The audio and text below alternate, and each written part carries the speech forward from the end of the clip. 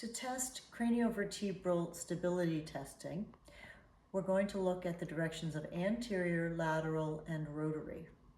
The primary stabilizer for anterior translation is the transverse ligament. We're going to try to lift C1 anteriorly while maintaining pressure on C2 so it does not come in. So I'm going to put my fingers on the back side of C1, which is just below the occiput. I'm going to find the C1 transverse process between the angle of the mandible and the mastoid process. I'm going to slide just a little bit down from the C1 transverse process and put light pressure on the C2 transverse processes. Then I am going to use my fingers that are on C1 to create an anterior shear on C1 while pressing posteriorly on the front of C2. As this only requires ounces of pressure to move C1 anteriorly, you do not need to press hard on C2 posteriorly. As soon as you get a good end feel, you can stop, which usually happens within just a few seconds.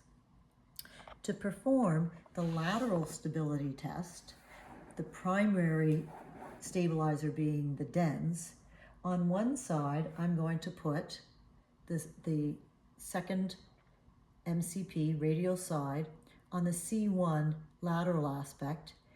The opposite second radial aspect of the MCP will be on the lateral aspect of C2.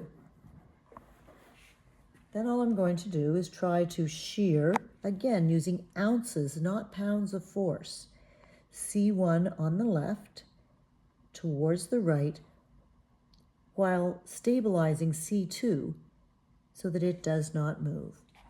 As soon as I get my good end feel, I should have a small neutral zone followed by a firm end feel. The rotary stability test, the primary stabilizer is the alar ligament, is tested actually with side bending. So I'm going to take my fingers and I'm going to put them on the spinous process of C2 on the back side of the neck.